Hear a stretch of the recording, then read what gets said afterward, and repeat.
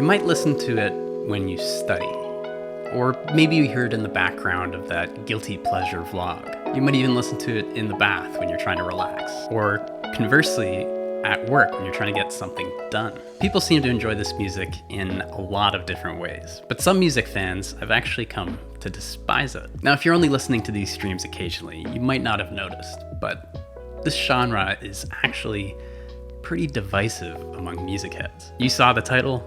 Of course, today we're talking about lo-fi hip hop, why some people hate it, and why I think some of the judgments levied against it as a genre are a little unfair. I'm David Hughes. Welcome to Charcuterie Sound. Let's dive in.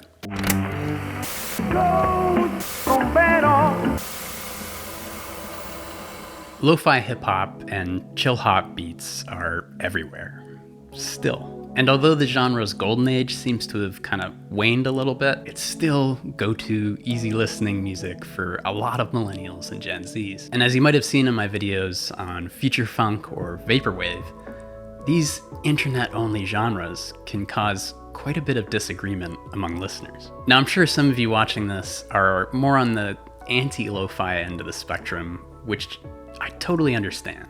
Maybe you find it uninventive or low quality, or maybe it's just too divorced from its hip-hop roots. Some argue that the lo-fi space is just saturated. There's too many producers putting out too much stylistically similar content. It's homogenous, it's boring. You might even wonder how anybody could listen to lo-fi hip-hop in the first place when there's so many richly engaging genres out there, ones that are constantly growing and developing in new ways, whereas lo-fi hip-hop seems kind of, well, frozen in a way. Now, I actually think there's merit to a lot of these complaints, but I also think there's something more interesting going on here. These complaints are a microcosm of something a little bit more exciting. I think they actually provide a little window into the fundamental views that we have about the role of music in our lives, as well as how we choose to label the genres of music that we listen to.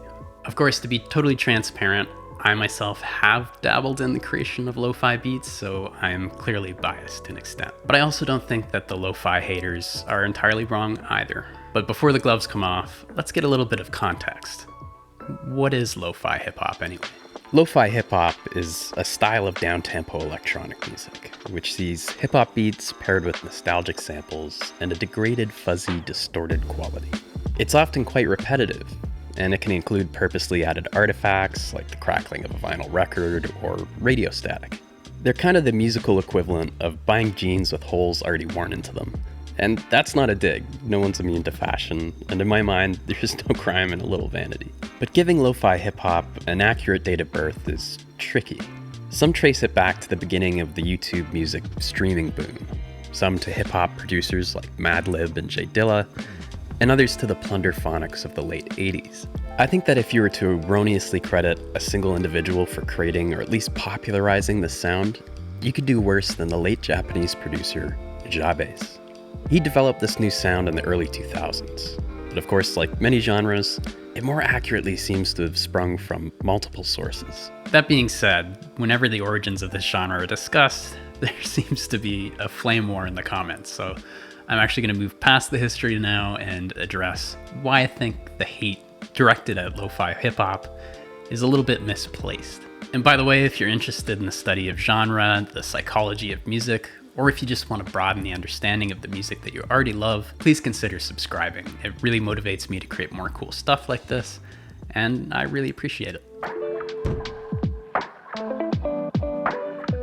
Now, I'd just like to reiterate, I'm not necessarily an anti-lo-fi hater. It's totally okay not to love every genre of music. My only beef is that the arguments that are used against lo-fi hip-hop are some of the arguments that have been used over and over again to denigrate different genres of music, and often, I think, quite undeservedly. So again, people can dislike a genre for a number of different reasons, one obviously being just subjective preference. But I'd like to take a look at some of the arguments made by a lot of other music YouTubers, music writers, and most importantly, random people on Reddit.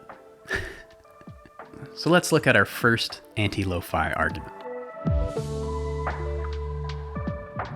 Now, if there's one complaint that I ran into more than any other, it's this. Lo-fi hip hop is low effort background music and therefore it sucks. But seeing it as a critical takedown of just one specific genre, I think misses something really interesting. It's kind of this bigger meta question about music that's really baked into a lot of these comments. And that's the question, what is the role of music? Or really, what should the role of music ideally be? Now, I'm not making a scarecrow argument. There are hundreds of comments. There are a lot of people who've been really focusing on this angle. And for a lot of the people who are criticizing lo-fi, they seem to have a pretty clear answer for this. Or at least they have something that it shouldn't be. To reduce music, this, I don't know, most human of arts, to mere background noise is wrong. I'm going to indulge in a little bit of metaphor here to explain what's kind of really going on with this question and why, when applied to lo-fi, I think it's a little weird. Now, this whole thing reminds me about the hate for Comic Sans. And don't worry, that's not some new micro-genre or something. I mean the font, Comic Sans. Originally, the hate for Comic Sans came from people misusing the font. Let me show you what I'm talking about. The whimsical comic book-like childishness, it's jarringly out of place on a corporate brochure, a funeral invitation, a sign for a wine bar. Wait, no, they would definitely use papyrus. But this all seems to miss the point. You see, Comic Sans was intentionally designed to be whimsical and childish. It's not out of place for a kid's birthday party invitation or an arts and crafts class. It really brings up the question, what is the role of a font? Must it always be readability? Should it always look clean and simplified? Now, the discussion of what role music should play in our lives also kind of suffers from this axiomatic mismatch. Now, the role of music as something that you listen to personally for enjoyment, entertainment, emotional catharsis, this is a relatively new way of looking at music. For the majority of human history, this is just simply not the role that music played in people's lives. Firstly, our modern at-home private enjoyment of music was really only possible once record players and later radios were invented. Before that, only the extremely wealthy could enjoy professional music in their home. And although music still fills some of its ancestral roles, the large majority of music produced today is for this private consumption. Sometimes as part of a social gathering or celebration, but more often than not, just for an individual to enjoy by themselves. Less so for religion or ritual, providing a rhythmic aid to labor, to accompany long works of poetry, etc. Many of these roles that music has played are actually some sort of background music, made to accompany and support something else. And this is not to say that in lo-fi hip hop we find music worthy of accompanying Homer's Iliad or something like that, but rather an abject dismissal of music as less than for being background music, I think is a little silly. So enough of that, on to argument number 2. Okay, so I definitely have to address this one. It's the elephant in the room. It's the comparison that's always made with lo-fi hip hop, and that is, of course, that it's just smooth jazz for millennials and Gen Zs. Now, trust me, this is meant disparagingly, because a lot of people really do not like smooth jazz music. And that's to put it extremely mildly, especially people who are fans of more traditional or maybe even more avant-garde forms of jazz, or maybe people who have been stuck on hold for too long. Now, I'm a big fan of jazz music. Check out my intro to jazz if you have any interest in that. And smooth jazz is certainly not my favorite jazz subgenre, if you can consider it a subgenre of jazz at all. But there's like almost no genre that doesn't have some good music. There's a lot of great artists that came out of that scene, whether or not they think of themselves as smooth jazz. Think Sade. But a lot of the criticism of smooth jazz is that it lacks the fire and improvisational spirit of its mother genre. It's musically simplified, and it takes a poppier approach to melody. Maybe the issue is in the comparison. I don't really consider smooth jazz to be the inheritor of the 50s and 60s jazz golden age. It's easy listening more than it's jazz, and I'm okay with that. But calling it jazz seems to be the issue for a lot of listeners. Similarly, lo-fi hip-hop is often criticized as being hip-hop's lazy, non-inventive cousin. Its beats are muted, many of the artists that create it aren't coming out of the hip-hop tradition. I think what we have here is another taxonomical tension. It's a little divorced from what hip-hop is today and what it's traditionally been. So I understand this argument, but it's definitely more of a taxonomical argument. It takes less issue with the music itself, although it's often communicated that way, or the two things have become confused. So let's hear argument number 3, and this is a good one.